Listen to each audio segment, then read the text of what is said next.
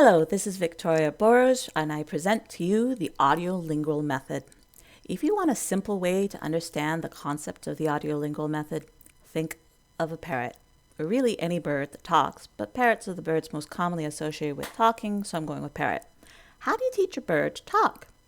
Well, you talk to the bird and say the same phrase over and over again. I have a friend who has a cockatiel, and my friend likes watching anime. She would watch the original Japanese anime with English subtitles. Eventually, she noticed her bird started speaking Japanese. My friend didn't understand a word the bird said, but she recognized individual words from the shows. Moral of that story, be careful what you say in front of the birds, because they probably will say it again. Good luck planning a surprise birthday party or any kind of surprise party with a bird around. But it also demonstrates how the audiolingual method works.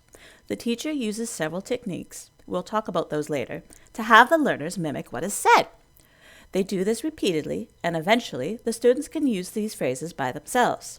It's kind of like certain songs. You hear them often enough, and you will know the words to the music.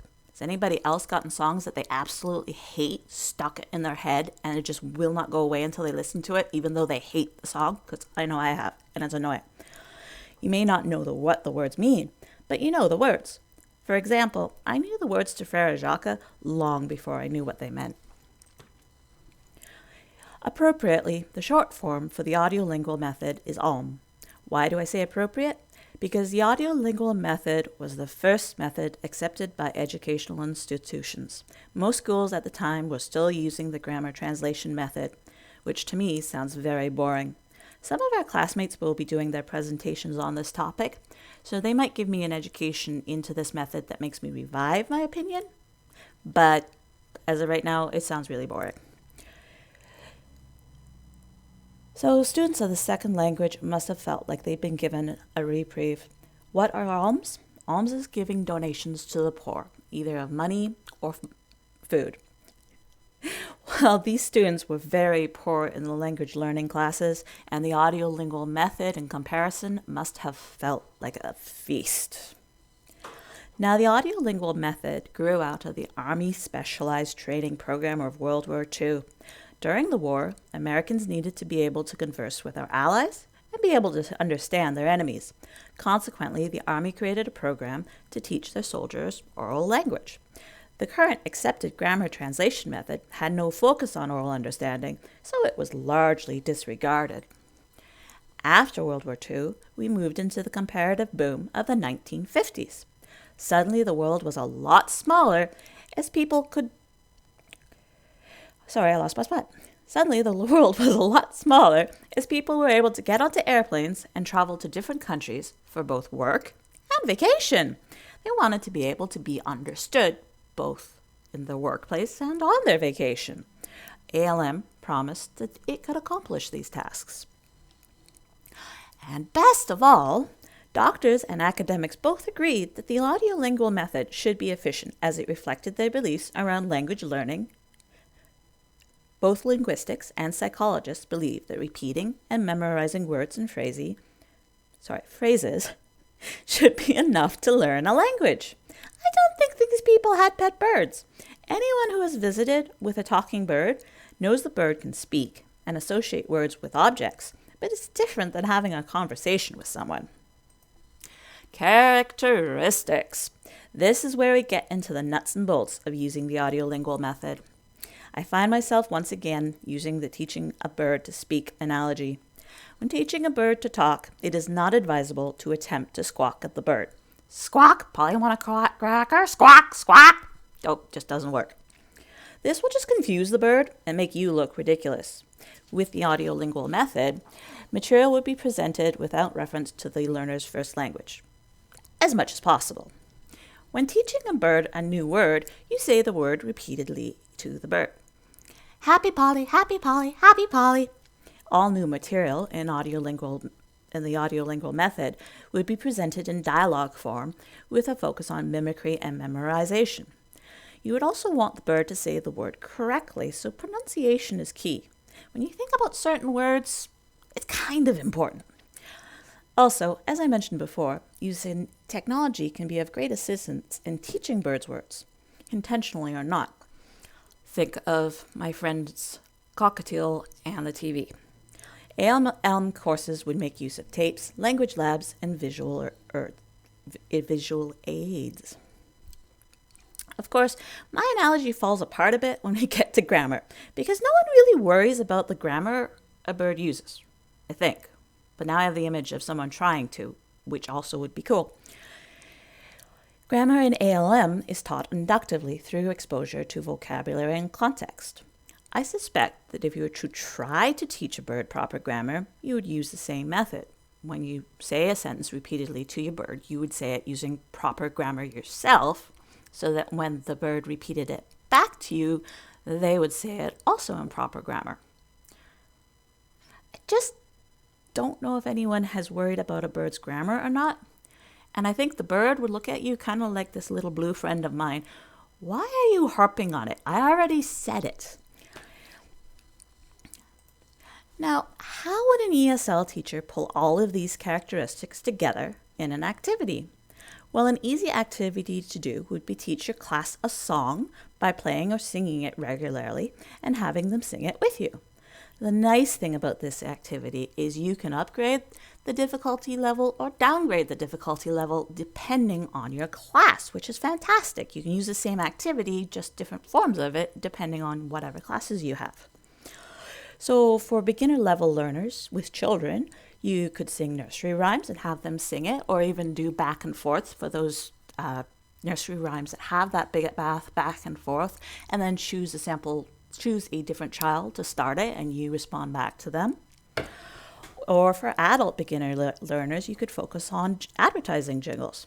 Before you have coffee break, for example, you sing, "The best part of waking up is Folgers in your cup," which, by the way, is what goes on in my head every time I have coffee in the morning.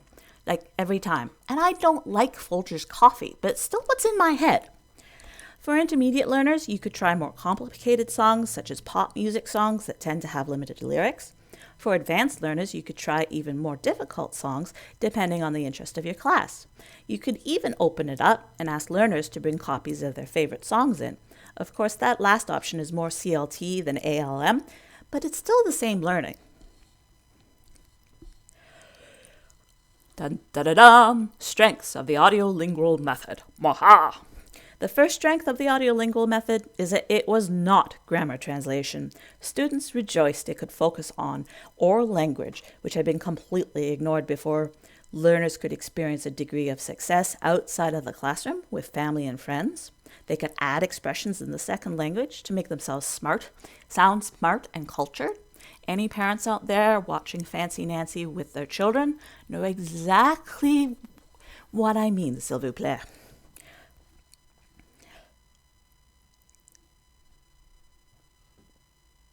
Oh, sorry, I lost my spot.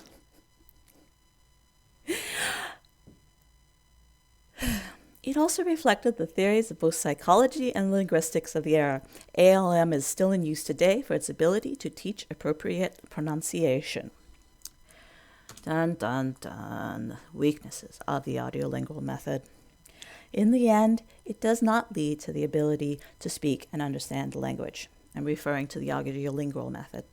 Language is more than just oral. It reflects our social cultural context and viewpoints. Being able to speak in another language is being able to handle changes in dialect or understanding. Current linguistics and psychological theories no longer follow the theories of the 1950s because of these realizations. So, humans are not parrots and do not learn via the same techniques? Or do we?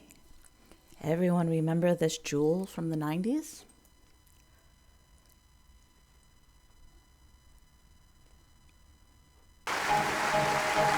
Ladies and gentlemen, give them an enormous applause from Spain, the one and only Los Carmelillos! Now I know every one of you is up in your chairs dancing along at this point.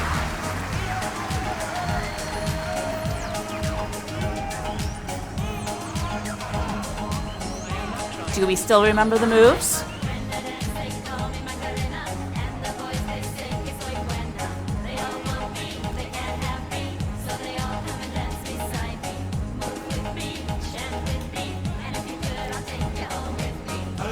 cuerpo alegría Macarena, que tu cuerpo es para dar la alegría en cosa ajena.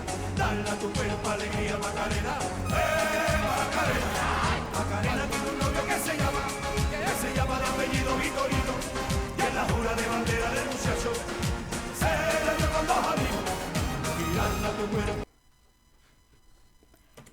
So I have no idea what those fine gentlemen were saying, but I have been to a high school dance and several weddings where the entire room was full of people dancing that song and singing the words. And I suspect there are probably people in our class who are doing the same thing. I certainly hope so. Not convinced? How about this one? And I apologize if a commercial comes Your on. most Hey, there we life-changing go. sleep is about what's underneath. Inside a Casper mattress, 1,005. There we go.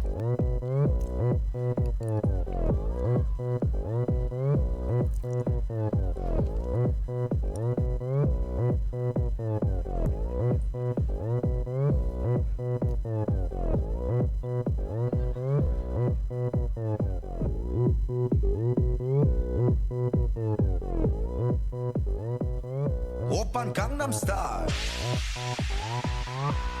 강남스타일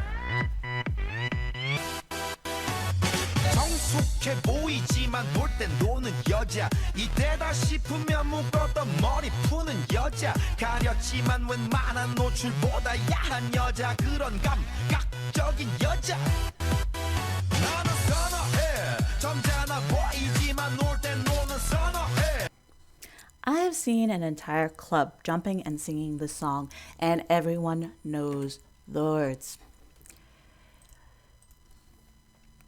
So, humans can learn words by parenting. We don't learn the meaning necessarily unless curious or prompted to, but we do learn something. Think of all the nursery rhymes we learn as children and then how they prompted us to learn our ABCs, the differences between up and down, small and big, and of course, many different animals and the sounds they make. Bonus points if you know the song. Old MacDonald had a farm, E-I-E-I-O. And on his farm he had some chicks, E-I-E-I-O. You're a chick, chick here and a chick, chick there. You're a chick, there a chick, everywhere a chick, chick. Old MacDonald had a farm, E-I-E-I-O. Old MacDonald had a farm. The audiolingual method taught us a lot about how we learn language. It was a stepping stone to bigger and better things, but I don't think we can write it off completely. Incorporating some of the ideas could make your classrooms instructive and also fun. I hope you enjoyed this presentation and had a few laughs along the way. I would like to take this opportunity to say I have no ownership or rights over any of the videos I have linked to. I just use them to make a point during my presentation. As I said, I hope you enjoyed this presentation. I believe in learning with laughter. Signing off now, this is Victoria Boros presenting the Audiolingual Method. Ciao!